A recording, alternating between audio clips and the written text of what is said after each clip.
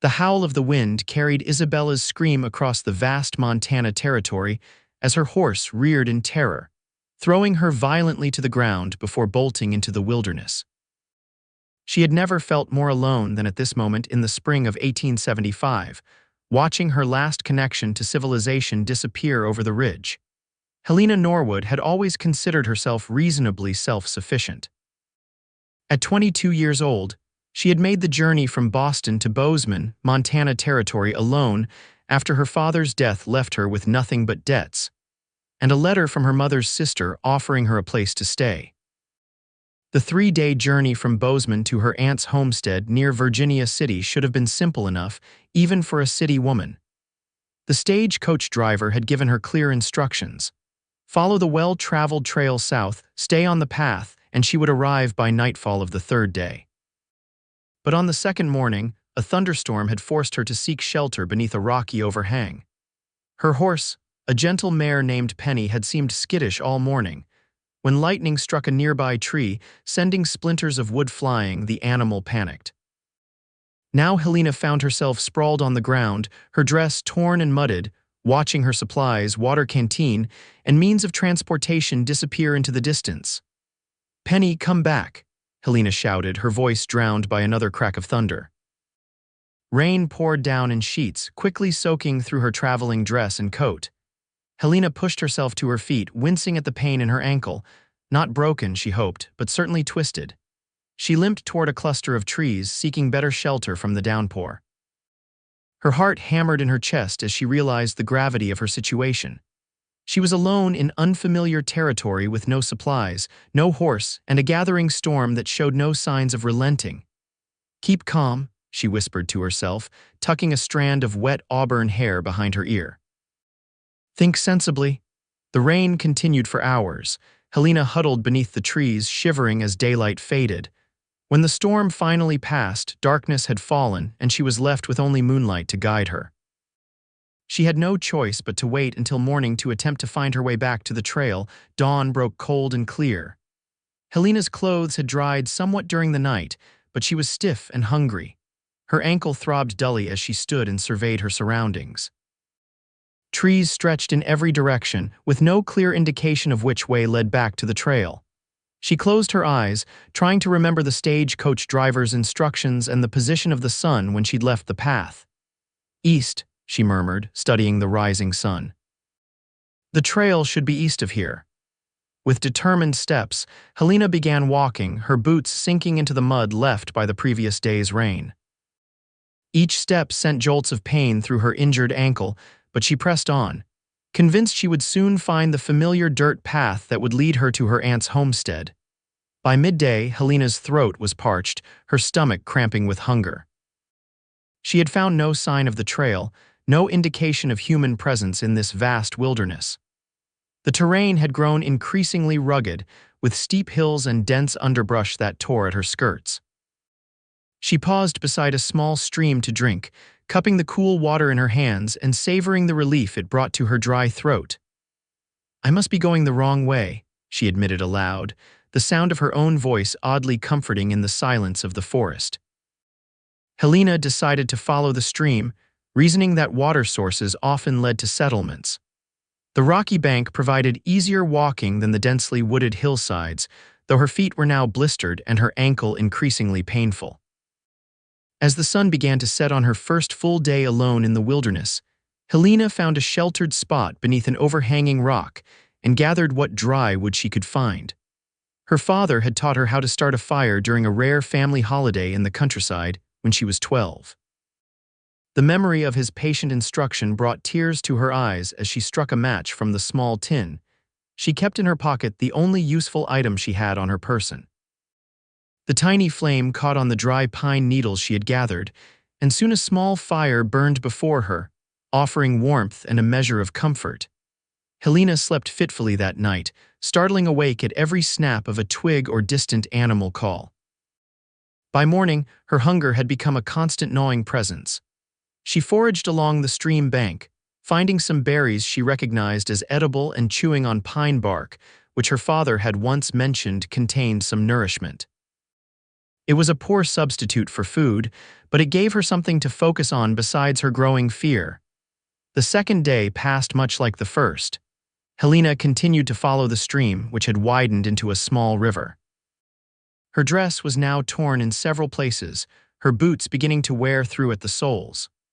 The sun beat down mercilessly, and she was grateful for the wide-brimmed hat that had somehow remained pinned to her head throughout her ordeal. By the third day, Helena's thoughts had begun to grow fuzzy.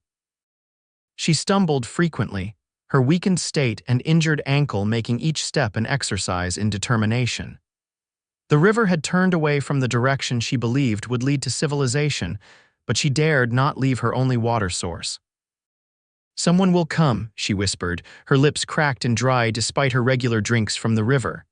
"Someone must be looking by now." But as the sun set on her third day alone, Helena's optimism waned.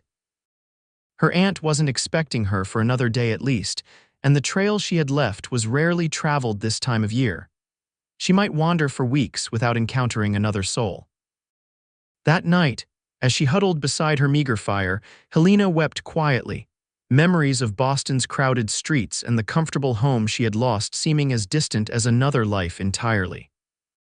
Miles away, Beau Yates guided his horse down the steep embankment toward the Bozeman Trail, his experienced eyes scanning the ground. At 30 years old, Beau had spent most of his life in Montana territory. Orphaned at 12, he had been taken in by an aging trapper who taught him how to survive in this unforgiving land. Now, Beau worked for the Williams Ranch outside Virginia City, breaking horses and occasionally guiding travelers through the territory. When Eliza Williams had approached him about her niece's failure to arrive as scheduled, Beau had immediately offered to search for her. The trails between Bozeman and Virginia City were dangerous for those unfamiliar with the territory, especially a woman traveling alone. "She was supposed to arrive yesterday," Eliza had told him, worry creasing her weathered face. "Helena is punctual to a fault. Something must have happened."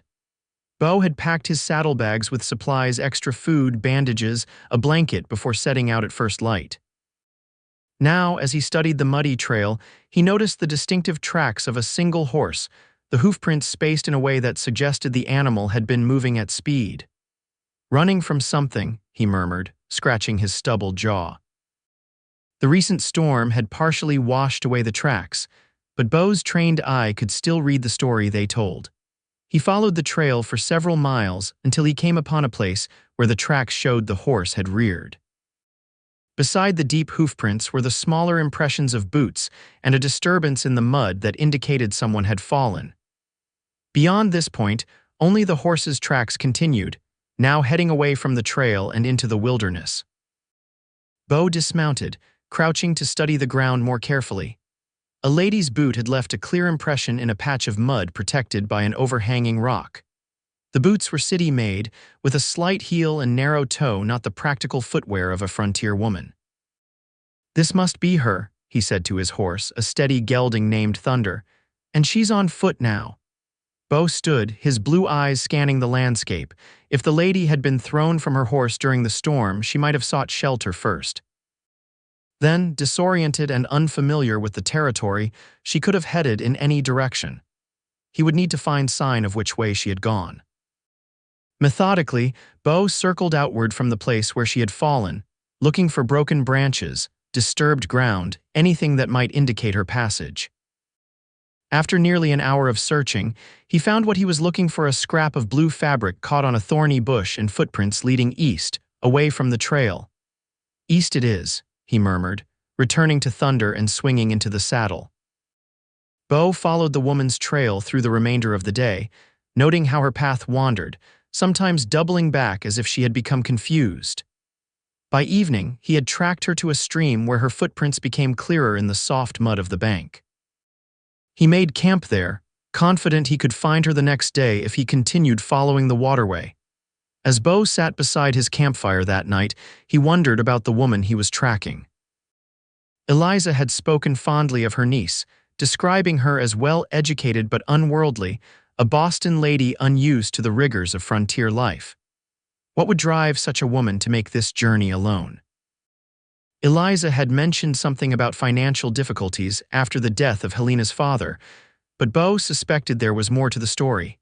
At dawn, Beau continued his search, following the stream that had now widened into a river. The woman's tracks were clear here. She had wisely stayed close to the water. By midday, he noticed the footprints had become irregular, with frequent signs that she had stumbled or sat to rest. She was weakening, probably hungry and exhausted after days in the wilderness. Beau quickened his pace, concern growing as he realized how vulnerable she must be. This territory was home to wolves, bears, and occasionally hostile bands of men who preyed on isolated travelers. An unarmed woman alone would have little defense against any such threat. As the afternoon wore on, Beau spotted smoke rising above the trees ahead, a small campfire, carefully built in a sheltered spot beside the river. He approached cautiously, not wanting to startle whoever had made the fire. What he found was a woman so different from what he had expected that, for a moment, he wondered if he had been following the wrong trail. Helena Norwood sat beside a tiny fire, her once fine dress torn and mudded, her auburn hair falling loose from its pins. Her face was smudged with dirt, her hands scratched and raw. Yet there was a dignity in the way she held herself, in the determined set of her jaw as she roasted a small fish on a makeshift spit of green wood. Beau cleared his throat to announce his presence, not wanting to frighten her. Helena's head snapped up, her green eyes wide with surprise and a flash of fear that quickly turned to desperate hope. "Are you real?" she asked, her voice hoarse from disuse. "Or have I finally succumbed to hallucinations?" The unexpected question brought a smile to Beau's weathered face. "I'm real enough, madam, Beau Yates. Your aunt sent me to find you when you didn't arrive as expected." Helena's composure broke then. Tears filled her eyes and spilled down her dirty cheeks. "My aunt, she knew I was missing. Thank God, I feared no one would even realize I was gone." Beau dismounted, approaching slowly as if she were a skittish colt. "Mrs. Williams was mighty worried. You're 4 days late now. 4 days." Helena's voice was small. "I've lost track of time. My horse bolted during the storm, and I've been trying to find my way ever since." "You've done remarkably well for a city woman," Beau said, genuine admiration in his voice as he noted the carefully constructed shelter, the fire, and the fish she had somehow managed to catch. "Most folks wouldn't have lasted this long." Helena managed a weak smile. "My father believed in practical education alongside book learning, though I admit, I never expected to put his wilderness survival lessons to such thorough use." Beau knelt beside her fire, adding some dry wood from his saddlebag to build up the flames. "You're injured," he observed, noticing how she kept her right foot extended, the ankle visibly swollen even beneath her boot. "It happened when I fell," Helena explained. "I don't think it's broken, but walking has been challenging." "May I?" Beau asked, gesturing toward her ankle. When Helena nodded, he gently removed her boot and examined the swollen joint. "A bad sprain," he confirmed. "You're lucky it's not worse, considering how far you've walked on it." He retrieved a bandage from his pack and carefully wrapped her ankle, his rough hands surprisingly gentle. Helena watched him work, relief and exhaustion washing over her in equal measure. "I have food," Beau said when he'd finished, reaching for his saddlebag. "Real food, not just fish and berries." Helena's eyes lit up as he unwrapped a package of jerky, dried apples, and cornbread. "I never imagined food could look so beautiful," she said with a small laugh. As Helena ate slowly, carefully, as Beau advised, he told her about the search. How her aunt had become concerned when she didn't arrive, how he had found the place where her horse had thrown her and followed her meandering trail to this riverbank. "You found me from just footprints?" Helena asked, impressed. "In all this wilderness?" Beau shrugged, embarrassed by her admiration. "It's what I do, been tracking since I was a boy, animals mostly, but people leave clearer signs." "Thank you," Helena said simply, meeting his gaze. "I don't know how much longer I could have continued." As darkness fell, Beau built up the fire and unrolled his bedroll for Helena. "You need proper rest. We'll start back tomorrow, but the journey will take 2 days at least, given your injury." "What about you?" Helena asked, noticing he had provided the only blanket for her. "I've slept under the stars with less comfort many times," Beau assured her. "Rest now, you're safe." Those simple words, "you're safe," nearly undid Helena. After days of constant vigilance, of fighting panic and despair, The knowledge that she no longer faced the wilderness alone brought overwhelming relief. She crawled into the bedroll, wrapping the blanket around her shoulders, and fell into the first deep sleep she had known since losing her horse. Beau sat beside the fire, watching as Helena's breathing deepened and her face relaxed in sleep. She was nothing like he had expected, not the helpless city woman he had imagined, but a survivor who had kept herself alive through intelligence and determination. Her refined accent and proper speech marked her as educated, but there was a practical strength to her that spoke of character forged by difficulties. Morning came with the gentle chirping of birds and the soft rustling of Beau preparing coffee over a fresh fire. Helena woke slowly, momentarily disoriented until the events of the previous day came flooding back. She sat up, wincing at the stiffness in her muscles. "Good morning," Beau greeted her, pouring coffee into a tin cup. "How's the ankle?" Helena gingerly moved her foot. "Still painful, but the swelling seems reduced." Beau handed her the cup. "The bandage helped, but you won't be walking far today." "How will we travel then?" Helena asked, sipping the strong, hot coffee gratefully. "Thunder can carry us both," Beau said, nodding toward his horse, which grazed nearby. "He's strong enough, and we'll take it slow." After a breakfast of more dried meat and the last of the cornbread, Beau helped Helena to her feet. She swayed slightly, her days of poor nourishment and exhaustion evident in her weakness. "Lean on me," Beau instructed, offering his arm. Helena placed her hand on his forearm, feeling the solid muscle beneath his worn shirt. Despite her independent nature, she found herself grateful for his strength as they made their way toward the waiting horse. Mounting proved challenging with Helena's injured ankle. But Beau solved the problem by lifting her bodily onto the saddle, his hands strong and sure at her waist. Helena felt her cheeks warm at the intimate contact, though Beau's manner remained entirely professional as he swung up behind her. "Comfortable?" he asked, his voice close to her ear. Helena nodded, acutely aware of his chest against her back, his arms reaching around her to take the reins. It was improper, of course, a single woman riding in such close proximity to a man she had just met. But propriety seemed a distant concern compared to survival. They rode through the morning, Beau guiding Thunder along the easiest path back toward the main trail. He was a quiet man, Helena discovered, speaking only when necessary, but his silence wasn't uncomfortable. Rather, it felt companionable, as if words were unnecessary in the vast beauty of the Montana wilderness. "May I ask you something, Mr. Yates?" Helena finally said as they paused to rest the horse beside a small creek. "Beau, please," he corrected her, "and yes, you may. Why did you volunteer to search for me? My aunt mentioned other ranch hands, yet you came alone." Beau helped her down from the saddle, his hands lingering briefly at her waist before he stepped back. "I know this territory better than most," seemed the practical choice, but something in his expression suggested there was more to it. Helena waited, sensing he wasn't finished. "And I know what it's like to be alone out here," he added quietly. "When I was 16, I got lost in a blizzard, nearly died before an old crow hunter found me. I swore then I'd never pass by someone who needed help." The simple honesty of his answer touched Helena deeply.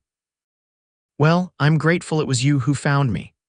They continued their journey through the afternoon, stopping occasionally to rest Thunder and to allow Helena to stretch her stiffening limbs. As daylight began to fade, Beau guided them to a small clearing sheltered by a stand of pines. "We'll camp here tonight," he said, dismounting and reaching up to help Helena down. "Tomorrow we should reach the main trail, and from there it's a day's ride to your aunt's homestead."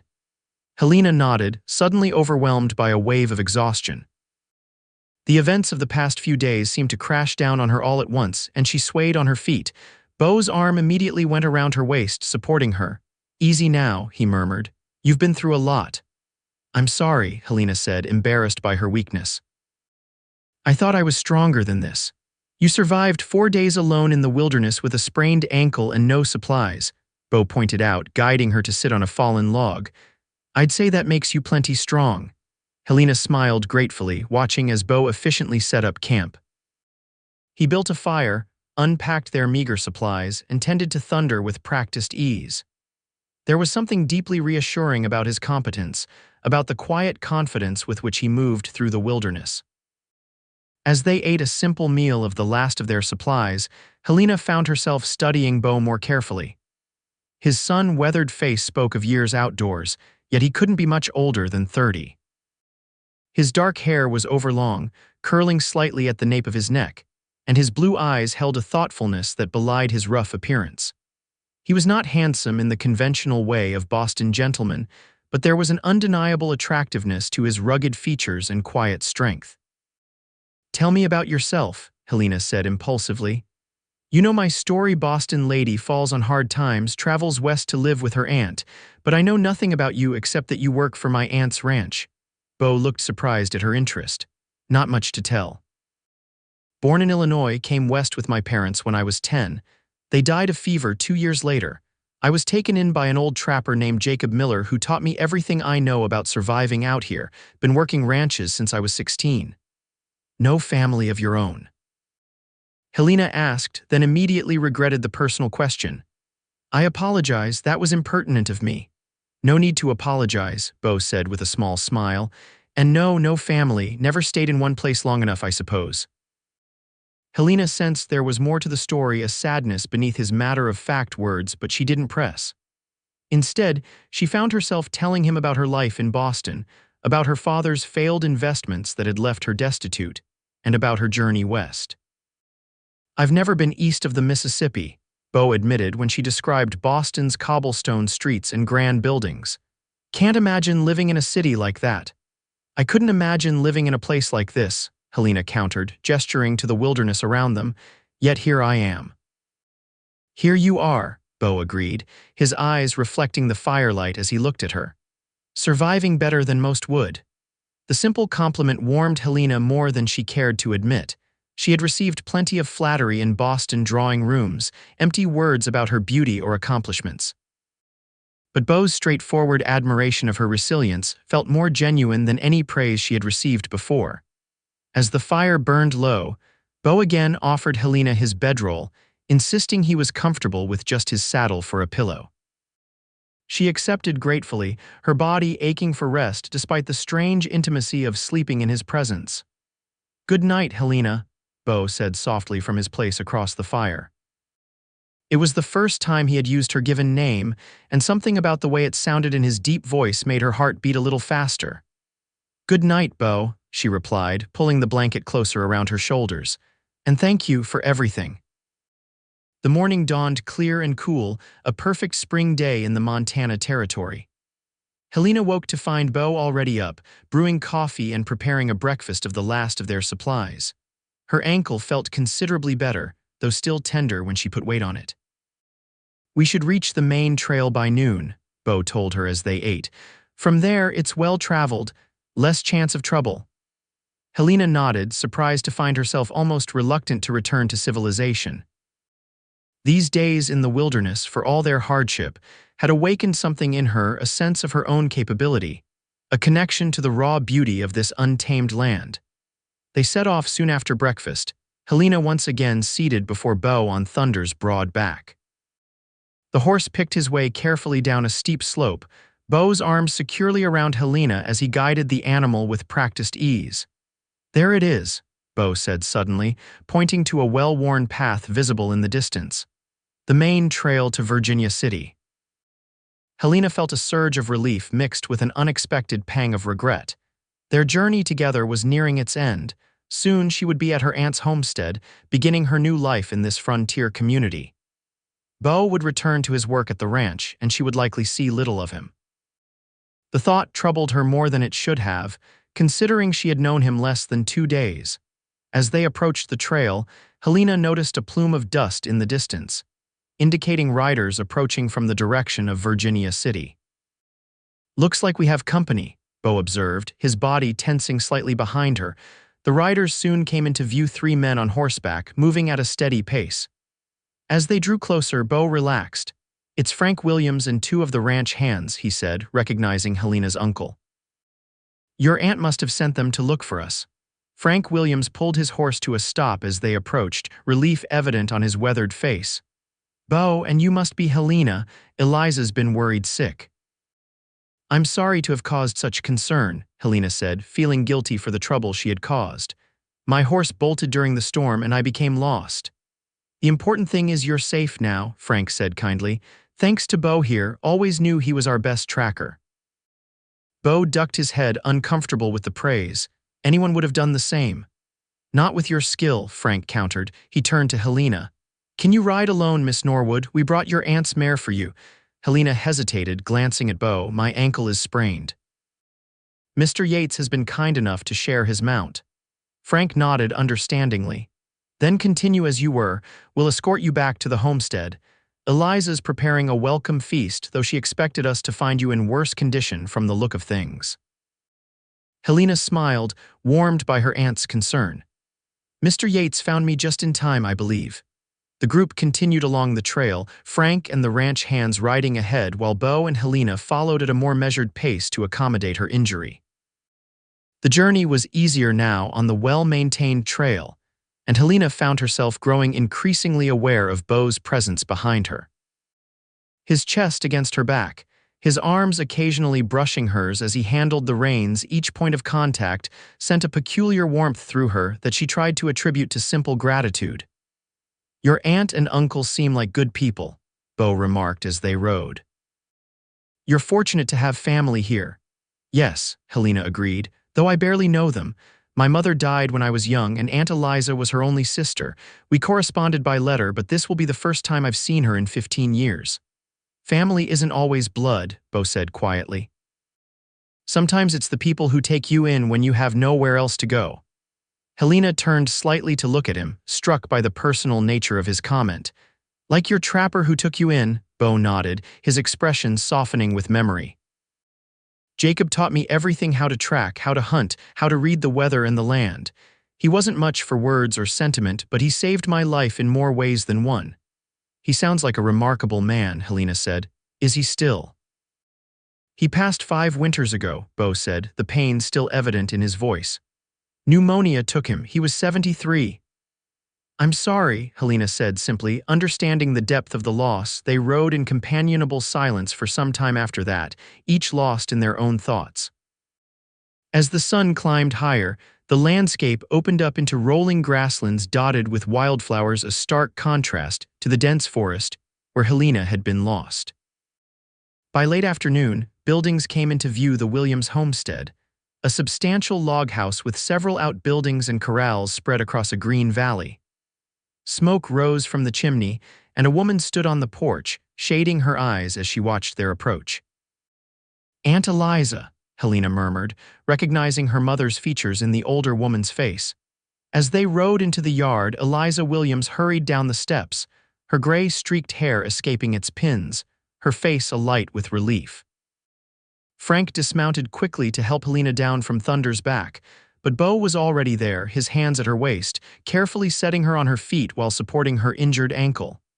Helena, Eliza cried, embracing her niece fiercely. Thank God you're safe. When you didn't arrive, I feared the worst. Helena returned the embrace, unexpectedly moved by her aunt's obvious concern. I'm so sorry to have worried you. If not for Mr. Yates, I might still be lost in those woods.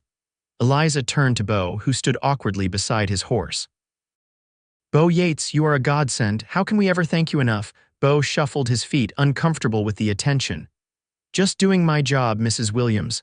Nonsense, Frank said, clapping Beau on the shoulder. You went above and beyond. You'll stay for supper, of course. Before Beau could respond, Eliza was already guiding Helena toward the house, fussing over her torn dress and injured ankle. Helena glanced back over her shoulder, meeting Beau's eyes briefly before he turned away to tend to Thunder.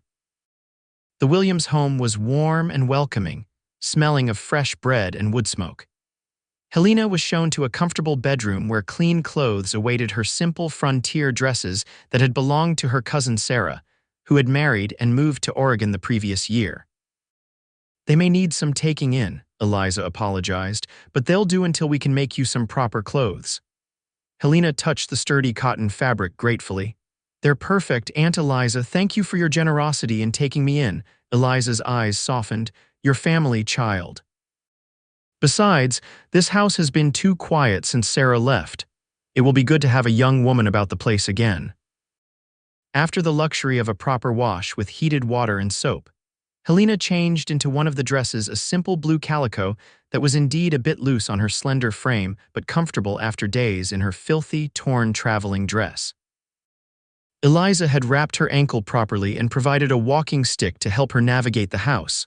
When Helena emerged from her room, she found Beau standing awkwardly in the main room, his hat in his hands, his dark hair still damp from washing up at the pump outside. He had changed into a clean shirt, though his trousers still bore the dust of the trail. He looked up as she entered, and something in his expression, a flash of admiration quickly concealed, made Helena's cheeks warm. "Miss Norwood," he said formally, nodding, "you look recovered." Helena smiled, touched by his awkwardness. "Please, after what we've been through, I think you can call me Helena." A small answering smile tugged at Beau's lips. "Helena, then." Eliza bustled in from the kitchen, carrying a platter of roasted chicken. "Sit, sit. Dinner is ready, and you both must be famished." The meal that followed was the most enjoyable Helena could remember in years. Frank Williams proved to be a natural storyteller, regaling them with tales of his early days in Montana Territory. Eliza fussed over everyone, insisting on second and third helpings, while Beau gradually relaxed, his initial stiffness giving way to occasional smiles and even a dry joke or two. As they ate apple pie, a welcome treat after days of scant forage, Helena found her gaze repeatedly drawn to Beau. In the warm lamplight, away from the wilderness, he seemed both more and less at ease. His manners were surprisingly refined for a man who had spent most of his life on the frontier, yet there was a restlessness to him, as if he were more comfortable under open skies than within four walls. "So, Helena," Frank said, cutting into her thoughts, "Eliza tells me you were a teacher in Boston." Helena nodded, tearing her attention away from Beau. "Yes, at a small ladies' academy, I taught literature and history." "We could use a proper teacher here," Eliza said thoughtfully. "The children currently gather at Mrs. Perkins' home 3 days a week, but she's hardly qualified, barely reads herself, from what I hear." "Are you suggesting?" Helena began, surprised. "It's something to consider," Eliza said with a smile. "Virginia City is growing. There's talk of building a proper schoolhouse by fall." The conversation turned to local news and gossip after that, but the idea of teaching again, of having a purpose in this new place, took root in Helena's mind. She had expected to help on the homestead, perhaps eventually find a husband as her aunt clearly hoped. But teaching, that was something she knew, something she loved. After dinner, as Frank and Beau discussed ranch business, Eliza drew Helena aside. "How are you really, my dear? Your ordeal must have been terrifying." Helena considered the question carefully. "It was frightening," she admitted, "but also illuminating. I discovered I'm stronger than I knew." Eliza patted her hand approvingly. "Norwood women have always been resilient. Your mother was the same, too, refined for some tastes, but with a core of steel." Helena's throat tightened at the mention of her mother, who had died when she was just 8. "I wish I remembered her better." "You're very like her," Eliza said softly, "the same determined chin. The same thoughtful eyes." She glanced toward the main room where Beau sat listening to Frank. "And the same taste in men, I suspect." Helena felt her face flush. "I don't know what you mean." Eliza's knowing smile suggested otherwise. "Your mother always preferred the quiet, capable type, too. Your father was considered quite the rough diamond in Boston society when she brought him home." Before Helena could formulate a response to this unexpected comparison, Frank called them back to join the men for coffee. The remainder of the evening passed pleasantly, though Helena found herself increasingly aware of Beau's impending departure. He would return to the bunkhouse at the main ranch Frank had mentioned, a few miles distant from the homestead. As the evening drew to a close, Beau rose to take his leave. "I should get back," he said, reaching for his hat. "The horses need checking before morning." Frank nodded, standing to walk him out. Helena, impelled by an impulse she didn't fully understand, rose as well. "I'll see Mr. Yates out, Uncle Frank." Frank raised an eyebrow but nodded, exchanging a glance with his wife that Helena pretended not to notice. The night air was cool as Helena stepped onto the porch, her borrowed shawl wrapped around her shoulders. Beau stood beside Thunder, adjusting the saddle, his movements economical and practiced. "I wanted to thank you properly," Helena said, coming to stand beside him. "Without you, I don't like to think what might have happened." Beau turned to face her, his expression serious in the moonlight. "You would have survived," he said with surprising conviction. "You're stronger than you look." The simple statement, delivered with such certainty, touched Helena deeply. "Nevertheless, I'm grateful it was you who found me." Beau looked down at his hat, turning it in his hands. "I'm glad I found you too." He hesitated, then added softly, "I've never met anyone quite like you, Helena Norwood." The words hung between them, fraught with meaning neither was quite ready to acknowledge. Helena felt her heart quicken, aware of how improper it was to be alone with him like this, yet unable to move away. "Will I see you again?" she asked finally. Beau looked up, surprise and something warmer flickering in his blue eyes. "I'm at the main ranch most days, but I come by here regular to help Frank with the heavier work." A small smile tugged at his lips.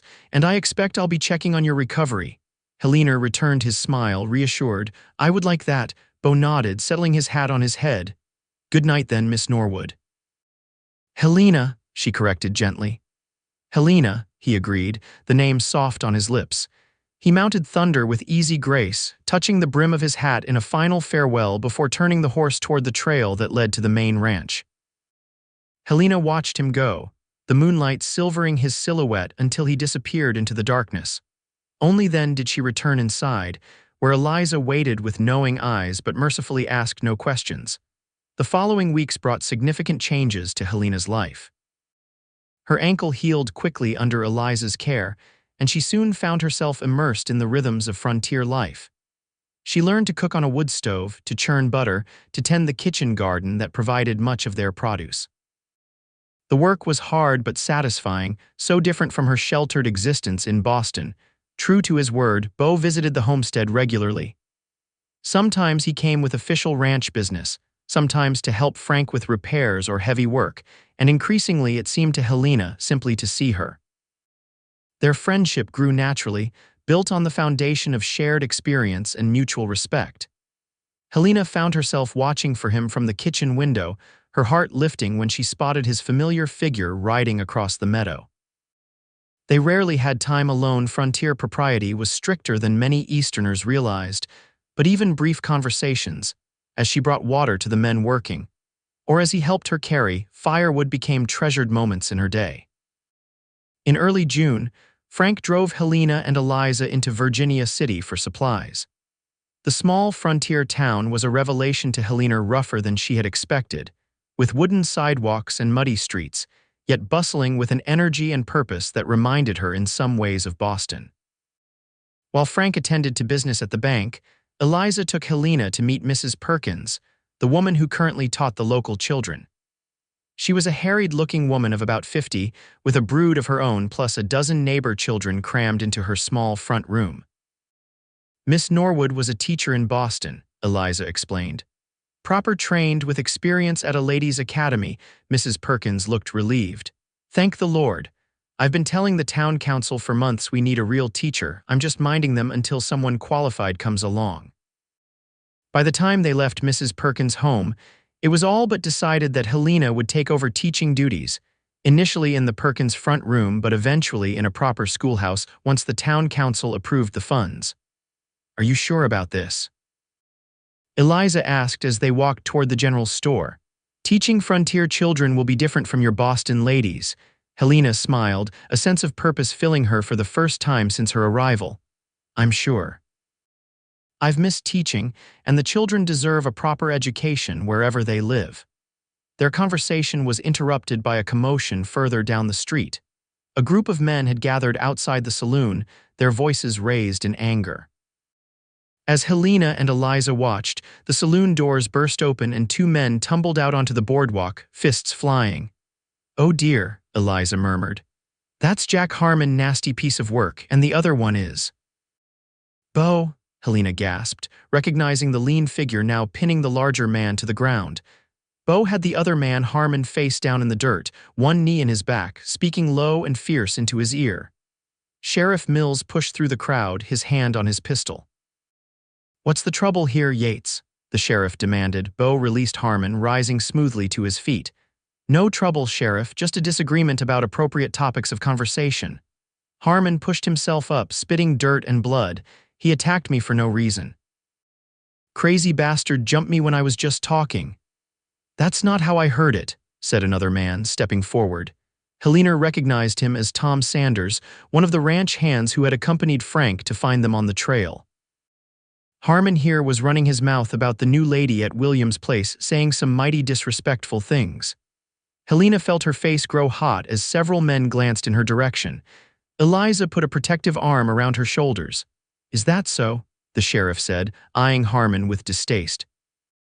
"Well then, seems to me a gentleman defending a lady's honor is hardly cause for arrest. On your way, Harmon, and mind your tongue in the future." Harmon staggered to his feet, glaring at Beau. "This ain't over, Yates." "Yes, it is," Beau replied evenly, though Helena could see the tension in his stance. As the crowd dispersed, Beau noticed Helena and Eliza standing nearby. His expression shifted from anger to embarrassment in an instant. He approached them, hat in hand, a bruise already forming on his cheekbone. "Mrs. Williams, Miss Norwood, I apologize you had to witness that." "Whatever for?" Eliza said briskly. "From what I heard, you were defending Helena's reputation. That's hardly something to apologize for." Beau's eyes met Helena's briefly before dropping away. Nevertheless, it wasn't behavior fitting a lady's presence. Helena found her voice at last. "Were you hurt?" Beau touched his cheek and shrugged. "Nothing serious. Harmon hits like a child." Despite the tension of the moment, Helena couldn't help but smile at his dismissive tone. "Thank you," she said softly, "for defending my honor even if I'm not entirely clear what was said about me."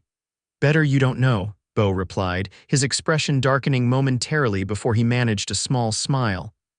"Are you in town for supplies?"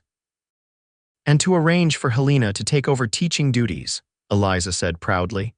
"The town needs a proper teacher, and Helena has agreed to step in." Surprise and something like admiration flickered in Beau's eyes. "You'll be staying in Virginia City then?" "No, I'll continue living with Aunt Eliza and Uncle Frank," Helena explained quickly, oddly anxious that he understand she wasn't leaving. "I'll ride into town 3 days a week to teach." Relief visibly passed across Beau's features. That's a fair distance to travel alone regularly. "Frank will accompany her at first," Eliza said, "but eventually she'll need to make the journey independently. Perhaps you could show her the safest route, Beau, and what to watch for." The suggestion was innocent enough, but Helena caught the gleam in her aunt's eye and suspected matchmaking was afoot. From Beau's faint blush, he suspected the same, though he nodded agreeably. "Of course, it would be my pleasure." Their conversation was interrupted by Frank's return from the bank. He raised an eyebrow at Beau's bruised face, but made no comment beyond inviting him to join them for lunch at the hotel dining room. Beau accepted with a grateful smile, falling into step beside Helena as they walked down the boardwalk. "Does this sort of thing happen often?" Helena asked quietly, nodding toward the saloon where the altercation had occurred. "Fights, occasionally," Beau admitted. "Though I'm not usually involved. But you were today, because of me." Beau's expression turned serious. "Some things can't be ignored, Helena." The way he said her name, soft and reverent, sent a shiver through her that had nothing to do with the cool June breeze. She was acutely aware of his presence beside her, of the respectful distance he maintained even as his eyes told a different story. Lunch at the hotel was a pleasant affair, with Frank regaling them with news from the bank plans for a new silver mine opening nearby, rumors of the railroad eventually reaching Virginia City, prospects for the coming cattle season. Helena found herself watching Beau throughout the meal, noting how he listened intently, speaking only when he had something valuable to add. There was an intelligence behind his quiet demeanor that she found increasingly attractive. As they prepared to leave town, Beau approached Helena while Frank loaded their purchases into the wagon. "About those riding lessons," he said, his hat in his hands. "Would tomorrow be convenient? I'm due at the homestead anyway to help Frank with the new fence." Helena nodded, pleased at the prospect. "Tomorrow would be perfect." "I'll bring a gentle mare from the ranch," Beau promised. "Not like that city horse that threw you." Helena laughed softly. "I'd appreciate that. I'm not eager to repeat my wilderness adventure, educational though it was." Beau's expression sobered. "Neither am I. Tracking you was." He hesitated, seeming to search for the right words. "I've never been so worried about finding someone." The admission hung between them, weighted with unspoken feeling. Helena's breath caught at the intensity in his blue eyes. "Well," she said finally, her voice not quite steady, "you did find me, and I'm very glad of it." A small smile tugged at Beau's lips. "So am I, Helena, so am I." The following day dawned clear and warm, a perfect Montana summer day. Helena rose early, helping Eliza prepare breakfast and complete the morning chores with an energy that made her aunt smile knowingly. "Expecting company today?" Eliza asked innocently as Helena changed her apron for the third time. Helena felt her cheeks warm. "Beau is coming to teach me to ride properly so I don't get lost again." Eliza hummed, her eyes twinkling. Very practical of him. Further teasing was interrupted by the sound of hoofbeats in the yard. Helena moved to the window to see Beau riding up, leading a dappled gray mare beside his own horse. "He's here," she said unnecessarily, smoothing her skirt nervously. Eliza patted her arm. "Go on then, and Helena, your mother would approve, I think." Helena ducked her head, embarrassed but pleased by her aunt's tacit blessing. She stepped outside into the sunshine, greeting Beau as he dismounted. "Good morning," she called, walking toward him with a smile she couldn't suppress. Beau turned, his usually serious face lighting up at the sight of her. "Morning, Helena. I brought Daisy for you." He patted the gray mare's neck. "Gentlest horse on the ranch, even Frank agrees she's suitable for a beginner." Helena approached cautiously, extending a hand to the mare's velvety nose. "She's beautiful. She's steady," Beau corrected with a small smile. "Beauty in a horse is less important than reliability, especially for someone learning." The practical assessment was so typically Beau that Helena had to laugh. A good lesson for life in general, perhaps. Beau's eyes met hers, unexpectedly warm. "I wouldn't say that. Some beautiful things are worth appreciating just as they are." The simple compliment, delivered in his straightforward manner, affected Helena more profoundly than any flowery praise from her Boston suitors ever had. She busied herself with petting Daisy's nose, hoping he wouldn't notice her blush. The riding lesson that followed was both educational and enjoyable. Beau was a patient teacher, explaining the proper way to mount, how to hold the reins, how to guide the horse with subtle pressure from her knees rather than pulling on the bit. "You're a natural," he said approvingly as Helena guided Daisy in a wide circle around the meadow behind the homestead. "Some people never get the feel of it."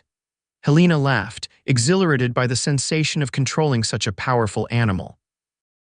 "I had a strict riding instructor in Boston, though we rode side saddle there. This feels more practical, side saddle." Beau looked genuinely baffled. "How do you stay on?" "With great difficulty," Helena admitted. "I fell off more times than I care to remember." Beau chuckled, a rich sound that Helena had rarely heard from him. "Well, out here, practicality trumps propriety. Most ranch women ride astride, at least when they're working." They rode together for most of the morning, gradually venturing further from the homestead as Helena's confidence grew. Beau showed her how to read the landscape, pointing out landmarks that would help her find her way to Virginia City and back. "Always keep the Twin Peaks to your right on the journey in," he advised, indicating the distinctive mountain formation in the distance. "If you can't see them due to weather, follow the creek until it joins the main river, then take the river road into town." Helena listened attentively, determined not to become lost again. But more than the practical information, she treasured these hours alone with Beau, away from the watchful eyes of her aunt and uncle. Out here, with just the two of them and the vast Montana sky overhead, conversation flowed more easily. She learned that Beau had taught himself to read using an old Bible and whatever books his trapper guardian could trade for. That he had a passion for history and had read every book on the subject he could find, often by lamplight after long days of physical labor. That he had traveled as far north as Canada and as far south as Mexico, but had always been drawn back to Montana, feeling most at home in its rugged landscape. In turn, she told him about her childhood in Boston, about her father's business failures and subsequent death, about her years teaching at the Ladies' Academy.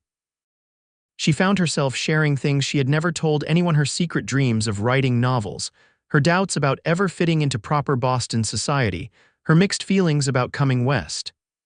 "I was terrified," she admitted as they rested by a small stream, allowing the horses to drink. I had this image of Montana as a lawless wilderness filled with danger. It can be dangerous, Beau acknowledged, skimming a stone across the water's surface. But it's also. He gestured to the landscape around them, the rolling hills dotted with wildflowers, the distant mountains still capped with snow. It's freedom, space to breathe, room to become whoever you want to be, not who others expect. Helena watched him, struck by the passion in his usually composed demeanor. Is that why you stay, the freedom? Beau considered her question thoughtfully. Partly, and partly because I understand this land, I know how to read it, how to survive in it. He glanced at her, a hint of vulnerability in his expression. Not much call for those skills back east. I think you underestimate yourself, Helena said softly. You're intelligent, well-read despite limited opportunity. You could succeed anywhere. Beau looked genuinely surprised by her assessment. Thank you, he said simply, but this is home. He hesitated, then added quietly, more so recently. The implication hung between them, unspoken but understood. Helena felt her heart quicken, aware that they were approaching a threshold neither had yet dared to cross explicitly. The moment was broken by the distant sound of the dinner bell from the homestead. Beau rose, offering Helena his hand to help her up. The brief touch of his calloused palm against hers sent a current of awareness through her that she could no longer deny or ignore. We should head back, he said, his voice slightly rougher than usual. Your aunt will be expecting us for dinner. Helena nodded, allowing him to help her mount Daisy. As they rode back toward the homestead, side by side in companionable silence, Helena reflected on how dramatically her life had changed in just a few short weeks. From lost and desperate in the wilderness to finding not just safety but purpose, and perhaps something even more precious in this harsh but beautiful territory. The summer days fell into a pleasant rhythm. 3 times a week, Helena rode into Virginia City to teach at the makeshift school, her confidence growing both as a teacher of frontier children and as a horsewoman. Initially, Frank accompanied her, but as June turned to July, Beau increasingly took on the role of escort, citing ranch business in town that happened to coincide with her teaching days. Neither of them acknowledged the transparent excuse, but Helena treasured those rides, the early morning journeys into town with dew still sparkling on the grass. The late afternoon returns with the sun casting long shadows across the rolling landscape. During those hours alone together, their friendship deepened, conversations ranging from books they had both read to dreams they had never shared with anyone else. I always wanted to see the ocean, Beau admitted one warm July afternoon as they rode homeward. Read about it in books, but never laid eyes on it myself.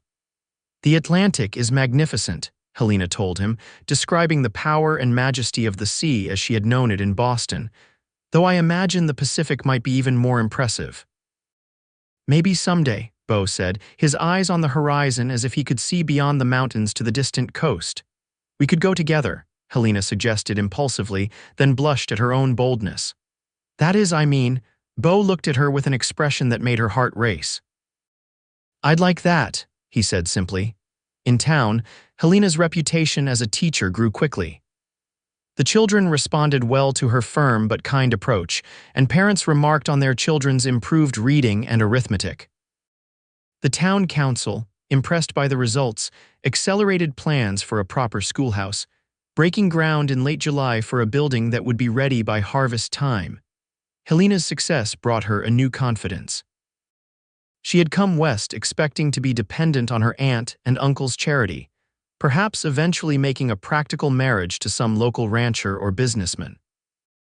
Instead, she found herself valued for her own skills and knowledge, earning a small salary from the town council and the respect of the community. Eliza watched her niece's transformation with approval. "You're blooming here," she remarked one evening as they sat on the porch, shelling peas. "Like one of those desert flowers that just needs the right conditions." Helena smiled, acknowledging the truth of her aunt's observation. "I feel useful here, needed, and happier," Eliza added shrewdly. "Which I suspect has something to do with a certain ranch hand who seems to find a great many reasons to visit our homestead these days." Helena felt her cheeks warm. "Beau has been very kind." "Kind," Eliza repeated with a knowing smile. "Is that what they're calling it these days?" Before Helena could respond to this teasing, the sound of approaching horses drew their attention. Frank emerged from the barn, walking toward the road with his hand shading his eyes. "It's Beau," he called back to them, "and he's riding hard." Helena stood, setting aside the bowl of peas. Something in Beau's posture as he galloped toward the homestead suggested urgency, none of his usual measured pace. Anxiety clutched at her heart as she moved to the edge of the porch. Beau pulled his lathered horse to a stop in the yard, dismounting in a single fluid motion. His expression was grim as he approached, hat in hand. "Mr. Williams, Mrs. Williams," he nodded to each of them before his eyes found Helena. "Miss Norwood, I came to warn you Jack Harmon and his men were in the saloon making threats. They've been drinking heavy and word is they're planning to ride out this way." Frank frowned, stepping forward. "Threats against who?" "All of you," Beau said grimly, "but mostly." His eyes flickered to Helena. "Miss Norwood." Seems Harmon took offense at being humiliated in town over his comments about her. And now he's heard she's to be the official teacher come fall, with a salary higher than his mining wages. He's stirring up resentment among some of the rougher elements. Helena felt a chill despite the warm evening. She remembered Harmon's face, contorted with rage as Beau pinned him to the ground outside the saloon. What kind of threats? Beau's jaw tightened. Nothing specific, just drunk talk about teaching the highfalutin Boston lady a lesson. But Harmon's dangerous when he's drinking, and he's got 3 or 4 men with him who are just as bad. Frank's expression hardened. "How long do we have?" "Not long. I rode ahead as soon as I heard. Tom and a couple of the other hands are saddling up to follow, but they'll be 20 minutes behind me at least." Eliza moved immediately, practical in crisis. "Frank, get the rifles. Helena, help me inside." Helena followed her aunt, heart pounding. She had heard stories of frontier violence but had never expected to face it herself. Inside, Eliza quickly barred the windows while Frank retrieved 2 rifles from a cabinet, checking them with practiced hands. "Can you shoot?" Beau asked Helena, his voice low and urgent. She shook her head. "I never learned." "Stay inside then, near the back, away from windows." He turned to Frank. "I count 5 men including Harmon, drunk but armed." Frank nodded grimly. "We've held off worse." Helena watched as the 2 men positioned themselves, Frank near the front window, Beau by the door. Eliza calmly loaded a shotgun, taking up position near the side window. "Aunt Eliza," Helena said, surprised. Eliza gave her a tight smile. "Your uncle taught me to shoot the first week we were married. Frontier women can't afford to be helpless, my dear." Before Helena could respond, the sound of approaching horses filled the air. Beau tensed, peering through a crack in the curtains. "It's them," he confirmed. 5 men as I thought, Harmon in the lead." Helena moved to the rear of the house as instructed, but positioned herself where she could still see the door. Fear churned in her stomach, but alongside it was a strange, calm determination. She had survived being lost in the wilderness. She would survive this too. Outside, horses came to a halt. A man's voice, slurred but aggressive, called out, "Williams, send out that Boston woman. We just want to talk to her." Frank exchanged glances with Beau, who shook his head slightly. "Don't engage," Beau advised quietly. "Sheriff Mills and the boys should be here soon." But Frank stepped forward, rifle in hand. "I'm going out there. Can't have them thinking we're afraid." "Frank," Eliza began, but he was already opening the door, stepping onto the porch with his rifle held ready but not aimed. "Evening, Harmon," Frank called, his voice steady. "You and your boys are trespassing on private property. I suggest you turn around and head back to town." Helena crept closer to the door, peering around Beau to see 5 men on horseback, their faces hard in the fading light. The man in front, Harmon, swayed slightly in his saddle, clearly intoxicated. "We ain't leaving without speaking to that woman," Harmon slurred. "She thinks she's better than the rest of us, coming here with her fancy education, taking jobs that should go to locals." "Miss Norwood is my niece and under my protection," Frank replied evenly. "Any business you have with her can be conducted through me in daylight when you're sober." Harmon spat on the ground. "Protection? You and what army, old man?" The click of a rifle being cocked sounded clearly as Beau stepped onto the porch beside Frank. "This army," Beau said quietly, his rifle aimed steadily at Harmon's chest. The tension in the air was palpable. Helena held her breath, watching Harmon's face contort with rage and indecision. Behind her, Eliza moved to the door, her shotgun ready. 3 guns against 5 men, Harmon sneered, though uncertainty had crept into his voice. Not good odds for you, Williams. Better than you think, came another voice from the darkness beyond the yard. Tom Sanders emerged from the trees, rifle raised, followed by 2 more ranch hands similarly armed. We rode faster than expected, Beau. The odds had shifted dramatically. Harmon's companions looked nervous now, glancing at each other and then at the armed men surrounding them. This ain't over, Harmon growled, but he was already turning his horse. You can't watch her every minute. Try me, Beau said, his voice deadly quiet. Helena watched as Harmon and his men rode away, their bravado diminished by the show of force. Only when they had disappeared down the road did she release the breath she had been holding. Frank turned to Beau, clapping him on the shoulder. Quick thinking, son, if you hadn't warned us. I shouldn't have let them leave town, Beau said grimly. Should have notified the sheriff the moment I heard them talking. You did the right thing coming straight here, Eliza assured him, lowering her shotgun. Who knows how long it would have taken the sheriff to gather men and ride out. Helena stepped onto the porch, her legs slightly unsteady. Thank you, she said, looking from Frank to Tom to Beau. All of you. Beau's eyes met hers, intense with emotion he usually kept carefully hidden. Are you all right? He asked quietly. She nodded, managing a small smile, just a bit shaken. They won't be back tonight, Tom assured them. Not with us here, but they might try again, Frank finished grimly. Helena can't stay here unprotected while Eliza and I are working the farm, and she can't go into town to teach with Harmon and his men lurking about. She can stay at the main ranch, Beau suggested. Mrs. Collins is there, the cook, so it would be proper. And there are always hands around. No one would dare try anything. Frank considered the suggestion, then nodded slowly. That might be best, at least until Sheriff Mills can deal with Harmon properly. I don't want to be driven from my home by threats, Helena protested, though her voice lacked conviction. Eliza took her hand gently. It's temporary, my dear. Your safety is what matters now. The decision was made quickly after that. Helena packed a small bag with essentials while Frank and Tom discussed watches for the night. Beau would escort her to the main ranch at first light, where she would stay under the protection of the ranch hands and Mrs. Collins, the formidable cook who had been with the Williamses for 15 years. That night, Helena slept poorly, troubled by nightmares of Harmon's angry face and the knowledge that she had become a target simply for being an educated woman from the East. When dawn broke, she was already dressed and ready, her small carpetbag packed, her resolve strengthened by a night's reflection. Beau arrived as promised, accompanied by 2 other ranch hands. He looked as if he hadn't slept, his jaw shadowed with stubble, his eyes alert and watchful. Ready? He asked simply when Helena emerged from the house. She nodded, accepting his hand to mount Daisy, who had been left at the homestead for her use. The goodbye to her aunt and uncle was brief but emotional, with Eliza hugging her tightly and Frank promising to visit daily. The ride to the main ranch was conducted largely in silence, Beau and the other men scanning the landscape constantly for any sign of threat. Helena found herself watching Beau, struck by the intensity of his focus, the protective way he positioned himself between her and any potential danger.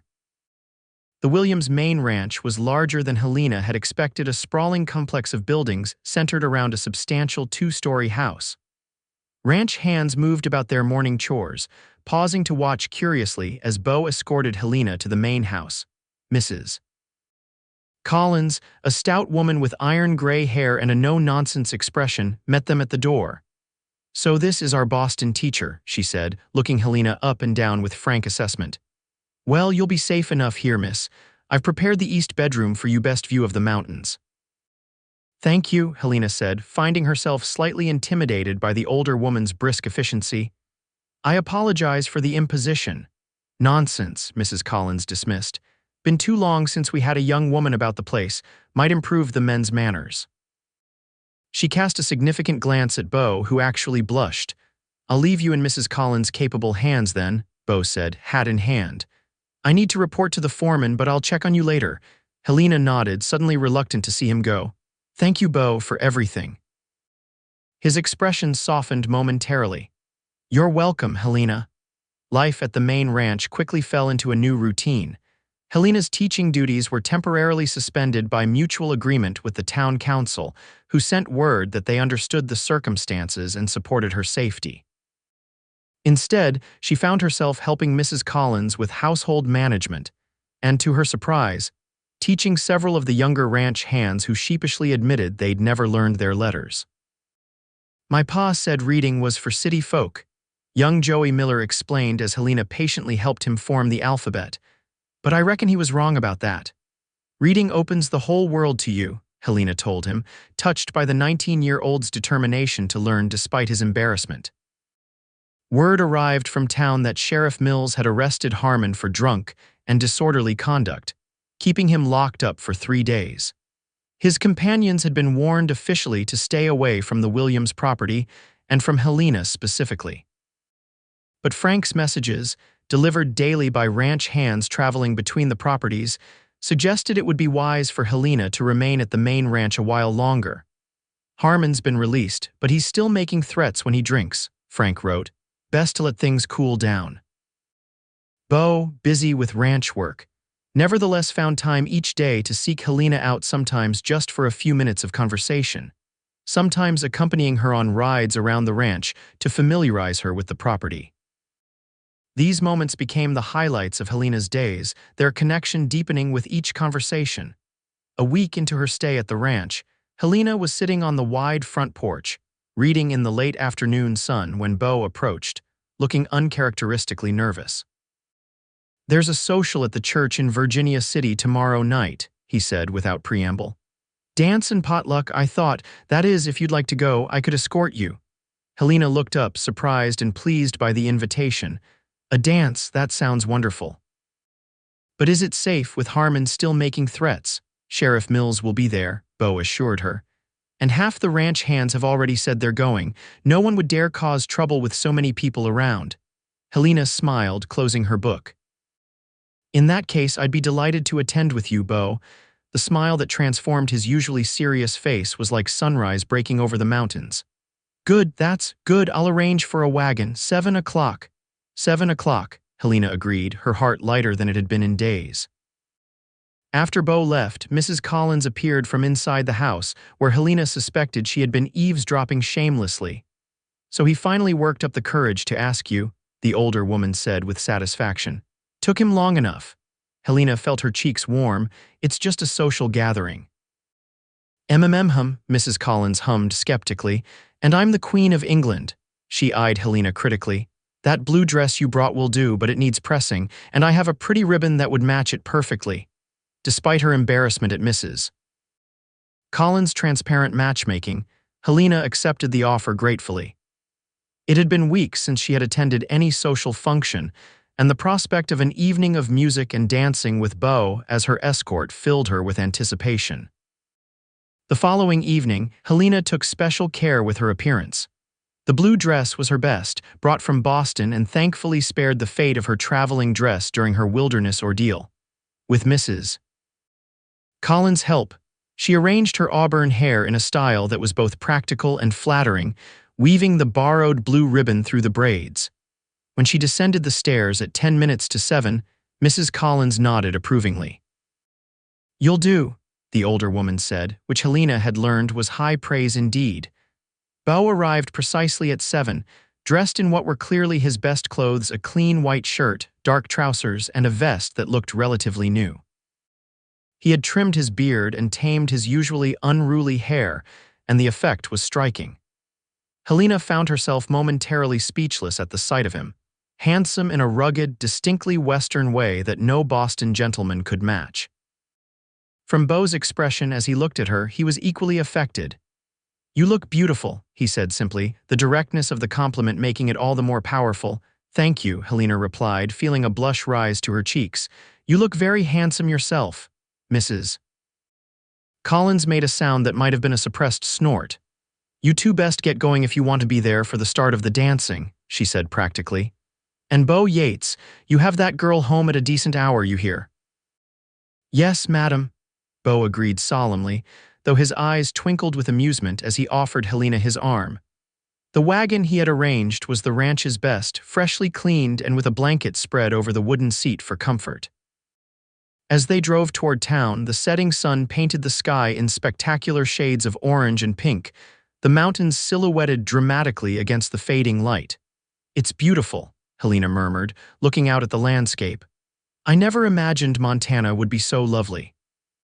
"Prettiest territory in the whole West," Beau said with quiet pride, "though I might be biased." Helena smiled, sneaking a glance at his profile as he guided the horses. "I thought beauty in horses was less important than reliability," she teased, recalling his practical assessment of Daisy. Beau chuckled, the sound warming her more effectively than the blanket he had tucked around her legs. "In horses, yes, in landscapes." He gestured to the glorious sunset. "Some beauty feeds the soul." The unexpected poetry of his words touched Helena deeply. This man continually surprised her, practical and straightforward one moment, thoughtful and even philosophical the next. Virginia City was alive with activity when they arrived. Lanterns hung from every building along the main street, and the small white church at the end of town blazed with light. Wagons and horses lined the street, and the sound of fiddle music and laughter spilled from the church's open doors. Beau helped Helena down from the wagon, his hands lingering briefly at her waist. Several townspeople greeted them as they approached the church, and Helena was touched by the warm welcome she received. "Glad to see you back in town, Miss Norwood," Mrs. Perkins said sincerely. "The children have been asking when you'll return to teaching." "Soon, I hope," Helena replied, heartened by the knowledge that at least some of the community supported her presence. Inside, the church had been transformed. Pews pushed back against the walls made room for dancing, and trestle tables groaned under the weight of potluck offerings. A small group of musicians played energetically at the front, and couples already swirled around the makeshift dance floor. Sheriff Mills approached them almost immediately, tipping his hat to Helena. "Miss Norwood, good to see you, Mr. Yates." He glanced meaningfully around the room. "You should know Harmon and his friends were warned to stay away tonight. So far, they've heeded the warning." "Thank you, Sheriff," Helena said gratefully. "Just doing my job, madam," he replied. "Enjoy your evening." With that reassurance, Helena found herself relaxing, truly enjoying herself for the first time since the confrontation at the homestead. She and Beau joined in the dancing, his hand warm and steady at her waist as he guided her through the unfamiliar steps of Western reels and square dances. "You're a good dancer," she observed, slightly breathless after a particularly energetic number. Beau smiled, a hint of self-consciousness in his expression. Mrs. Williams insisted all her ranch hands learn, said it was a civilizing influence. The image of Eliza instructing reluctant cowboys in the finer points of dancing made Helena laugh aloud, the sound drawing smiles from those nearby. Beau watched her, his expression softening in a way that made her heart skip. They took a break for refreshments, filling plates with fried chicken, cornbread, and various pies and cakes contributed by the townswomen. As they ate, standing near the back of the church, Helena noticed several young women casting envious glances in her direction. "I believe you're quite the catch, Mr. Yates," she teased quietly. "Half the young ladies here seem disappointed that you're spoken for this evening." Beau followed her gaze, looking genuinely surprised. "Is that so? I hadn't noticed."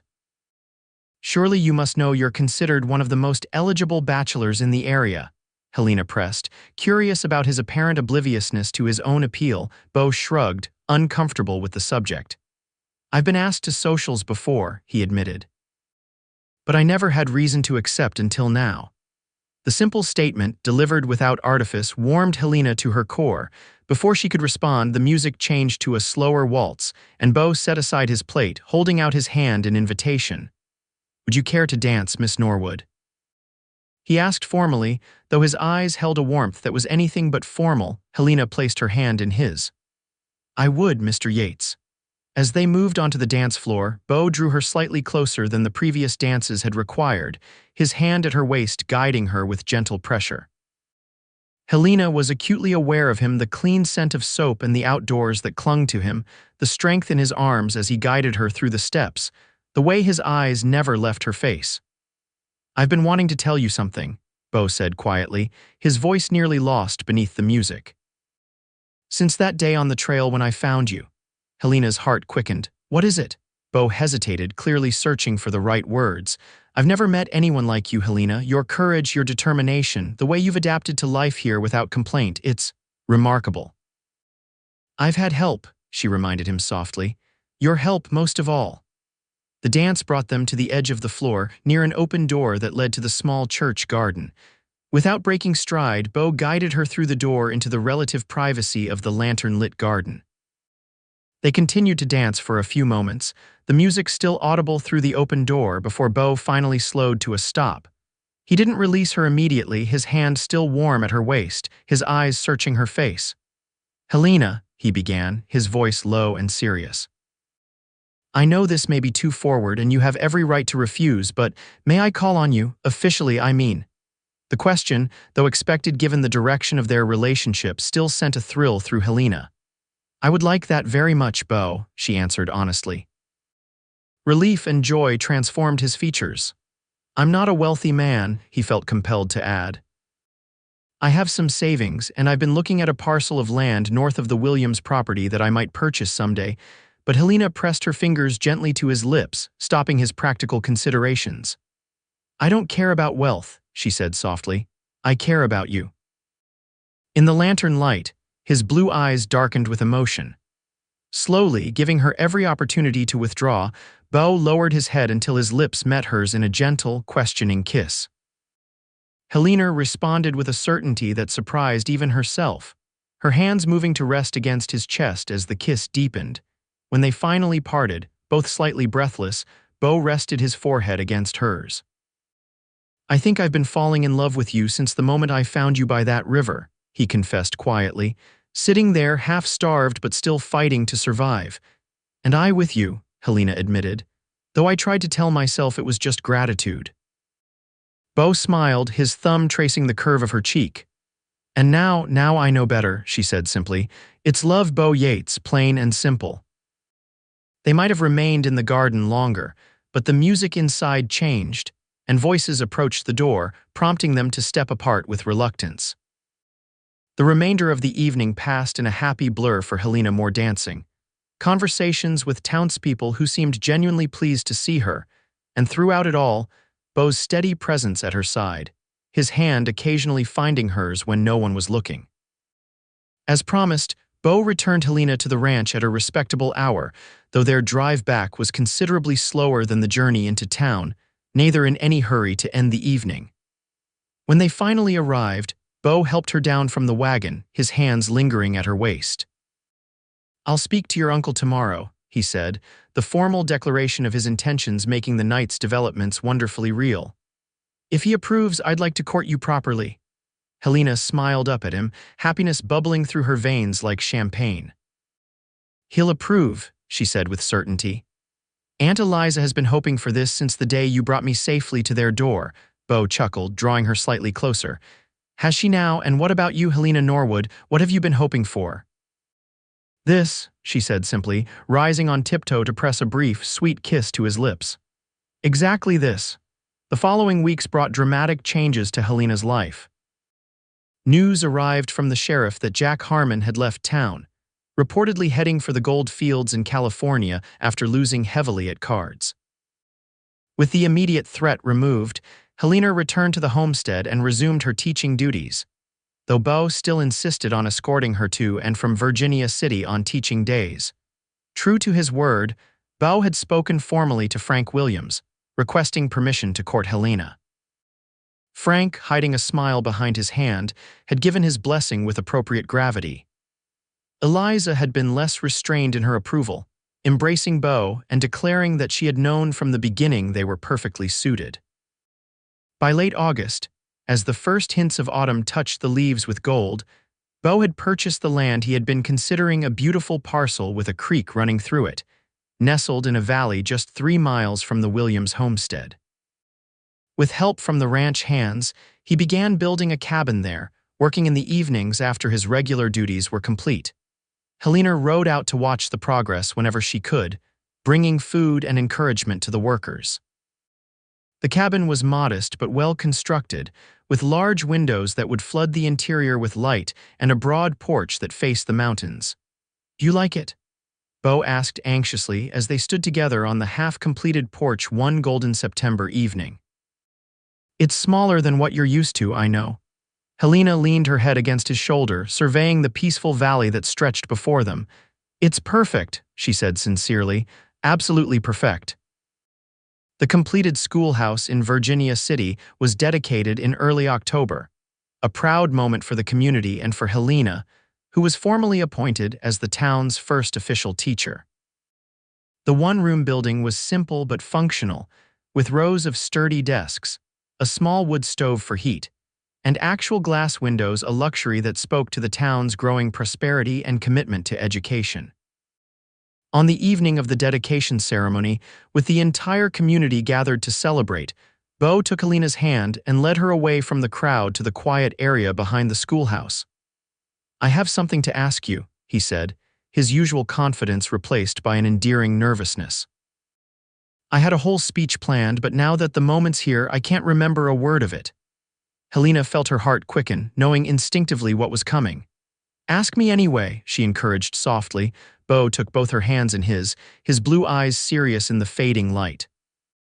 Helena Norwood, I love you. I think I've loved you since I found your tracks in the mud and followed them to find you. Would you do me the great honor of becoming my wife? Simple words, heartfelt and direct, so perfectly Beau that Helena felt tears spring to her eyes. Yes, she answered without hesitation. Yes, Beau Yates, I will marry you. Joy transformed his face as he pulled a small box from his pocket. I hoped you'd say that, he admitted, opening the box to reveal a simple but beautiful ring, a small sapphire set in silver. It was my mother's, he explained as he slipped it onto her finger, the only thing of hers I have left. Helena looked down at the ring, deeply moved by the sentiment behind it. It's beautiful, she whispered, and all the more precious because it was hers. Beau gathered her into his arms, kissing her with a passion that spoke of promises and shared tomorrows. When they finally parted, both breathless, the sound of approaching footsteps reminded them they weren't truly alone. We should return to the celebration, Helena said reluctantly. Before we're missed. Beau nodded, though he kept her hand firmly in his as they walked back toward the schoolhouse. We'll make an announcement, he decided. If that's all right with you, Helena nodded, happiness bubbling through her. Very all right. The news of their engagement was met with enthusiastic approval from the community. Eliza hugged them both, tears in her eyes as she declared it was about time, while Frank shook Beau's hand firmly, a suspicious moisture in his own eyes that he blamed on the dust. With the schoolhouse completed and her position secure, Helena and Beau set a wedding date for November, before the worst of the winter weather would make travel difficult for guests. The ceremony would be held in the church in Virginia City, with a celebration afterward at the Williams homestead. The weeks leading up to the wedding passed in a flurry of preparation. Helena worked on her wedding dress with Eliza's help, adapting one of her Boston gowns into something suitable for a frontier bride. Beau, with assistance from the ranch hands, completed the cabin that would be their home, adding final touches like curtains sewn by Mrs. Collins and furniture crafted by Tom Sanders, who proved to have an unexpected talent for woodworking. The day before the wedding, Beau took Helena to see the finished cabin, now fully furnished and ready for occupancy. Standing in the doorway, Helena felt a surge of emotion as she surveyed what would soon be their home, simple but comfortable, filled with thoughtful touches that spoke of Beau's care in creating a place worthy of her. What do you think? He asked, watching her face anxiously. Is it? It's wonderful, Helena assured him, turning to face him with tears of happiness in her eyes. Our home. The word seemed to affect Beau deeply. Home, he repeated softly. I haven't really had one since Jacob died, just places I stayed. Helena reached up to touch his face gently. You have one now, she promised. With me. Their wedding day dawned clear and cool, a perfect November morning with just a hint of snow in the air. The church in Virginia City was filled to capacity, with ranchers and townspeople alike gathered to witness the union of the Boston teacher and the cowboy who had found her lost in the wilderness. Helena, wearing her adapted gown of ivory silk with a new lace collar sent by a former teaching colleague in Boston, walked down the aisle on Frank's arm, her eyes fixed on Beau, who waited for her at the altar. He looked handsome and somewhat uncomfortable in a new suit, his expression transforming to one of awe as he watched her approach. The ceremony was simple but moving, with Helena and Beau exchanging vows in clear voices that carried to the back of the church. When the minister pronounced them husband and wife, Beau's kiss was both tender and possessive, drawing cheers and a few good-natured whistles from the assembled guests. The celebration at the Williams homestead lasted well into the evening, with music and dancing, abundant food, and enough well wishes to last a lifetime. As twilight fell, Beau and Helena slipped away, driving the short distance to their new home where they would begin their life together. Standing on the porch of their cabin, Beau lifted Helena into his arms, carrying her across the threshold with a reverence that brought tears to her eyes. Inside, a fire had been lit in the fireplace by one of the ranch hands, filling the cabin with warmth and golden light. "Welcome home, Mrs. Yates," Beau said softly, setting her on her feet but keeping his arms around her. Helena looked up at him, this man who had followed her tracks through the wilderness and into her heart. "I love you, Beau Yates," she said simply. "More than I ever thought possible." His answer was in his kiss, in the gentle way he held her, in the promise of all their tomorrows stretching out before them like the vast Montana sky endless with possibility. 3 years later, Helena stood on the porch of their expanded cabin, watching as Beau rode in from checking the boundaries of what was now a thriving small ranch. Their property had grown with the purchase of adjacent land, and a small herd of cattle now grazed in the valley that had been empty when they first stood there together. Helena still taught at the Virginia City School, though now only 3 days a week. The rest of her time was devoted to their home, their land, and most precious of all, their year-old son, Thomas Franklin Yates, named for Tom Sanders, who had helped save Helena from Harmon's threats, and for her Uncle Frank, who had welcomed her to Montana. As Beau dismounted and swung their son into his arms, Helena felt her heart swell with contentment. Getting lost on that trail had been terrifying, but it had led her to this, to Beau, to Thomas, to a life fuller and richer than she could have imagined in her Boston drawing room. "What are you thinking about, looking so serious?" Beau asked, climbing the steps with Thomas perched on his shoulder, the boys' delighted giggles filling the air. Helena smiled, reaching up to take their son. "I was thinking about tracks," she said, "how yours found mine and where they led us." Beau's expression softened with understanding. Leaning down, he pressed a gentle kiss to her forehead. "Best tracking I ever did," he murmured, "finding you." As they stood together on the porch of the home they had built, their son between them and the Montana sunset painting the sky in glorious colors, Helena knew with absolute certainty that she had not just been found, but had found exactly where she was meant to be.